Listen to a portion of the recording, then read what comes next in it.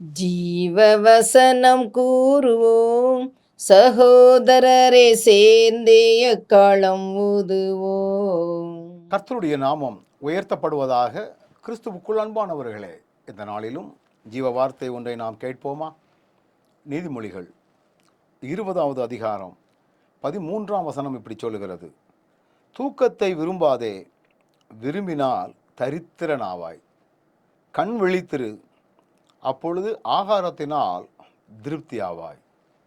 இந்த வசனம் நமக்கு சொல்லக்கூடிய ஒரு முக்கியமான காரணம் அல்லது காரியம் என்ன என்று பார்த்தால், தூக்கத்தை விரும்பாதே அப்படின்னு அங்கே போட்டிருக்குது.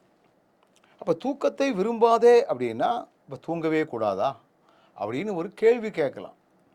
சிலரை பார்த்தீங்கன்னா ராத்திரியும் தூங்குவாங்க, காலையில் 10 மணி வரைக்கும் 11 மணி வரைக்கும் தூங்குவாங்க, மத்தியானம் சாப்பிட்டுட்டு தூங்குவாங்க.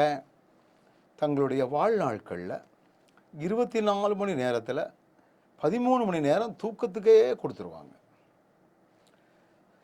படுக்கை விட்டு எழும்புறதுக்கே எனக்கு முடியல பிரதர், அவ்வளோ சொகுசாக இருக்குது.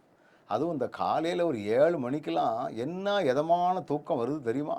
இப்படிலாம் சொல்லிக்கொள்கிற மக்கள் இருக்கிறார்கள். தூக்கம் அவசியம்தான், ஆனால் அதற்கென்று ஒரு காரியங்கள் இருக்கிறது, நேரங்கள் இருக்கிறது. இதை நம்ம கவனமாக நம்ம என்ன செய்யணும்னா செயல்படுத்தணும். வசனம் சொல்லுகிறதை பாருங்கள். கண் விழித்திரு. தூங்கிக் கொண்டிருந்தாலும் நம்முடைய எண்ணங்கள் இப்படி ஓடிக்கொண்டிருக்க வேண்டுமா? ஆண்டவரோடு உறவாடி கொண்டிருக்க வேண்டும். படுத்திருந்தாலும் நாம் அன்றன்று வாசித்த வேத பகுதியை தியானித்து கொண்டிருக்க வேண்டும். வேறு வகையான கற்பனைகளுக்கு இடங்கொடாதபடி வேதத்தையே அதிகமாய் சிந்திக்கின்றவர்களாக நம்மை உருவாக்கி கொள்வதற்குரிய பலனையும் கிருபைகளையும் நாம் பெற்றுக்கொள்ள வேண்டியது அவசியமான ஒன்று. ஓய்வெடுப்பதற்கு தூக்கம் நமக்கு தேவையாக இருந்தாலும், தூங்காவிட்டால் ஒருவேளை சரீரத்தில் சுகரெல்லாம் கூடும் அப்படின்னு வேற சொல்கிறாங்க. அளவோடு தூங்குவோம். அந்த தூங்கின நேரங்களிலும் கூட நம்முடைய சிந்தைகள் வேத வசனத்தையே சுற்றி வரக்கூடிய அளவிற்கு ஆண்டவர் நம்மை நடத்தட்டும். நாம் தூக்கத்தை விரும்பினா தரித்திரம் தன்னால் வரும்னு சொல்லப்பட்டிருக்கிறது. கவனத்தோடு செயல்படுவோம்.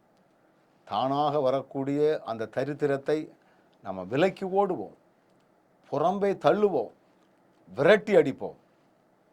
தேவன் விரும்பக்கூடிய முறைகளிலே நம்முடைய தூக்கத்தை அமைத்து கொள்வோம். கண்களை மூடுவோமா? நல்ல ஆண்டவரே, தூங்குகிறதிலும் இவ்வளவு காரியங்கள் இருக்கிறது. இதை நாங்கள் கவனத்தோடு செயல்படுத்துகின்ற பலன் தந்து வழி நடத்தும். இயேசுவின் நாமத்தில் ஜெபிக்கிறோம் நல்ல பிதாவே, ஆமென்.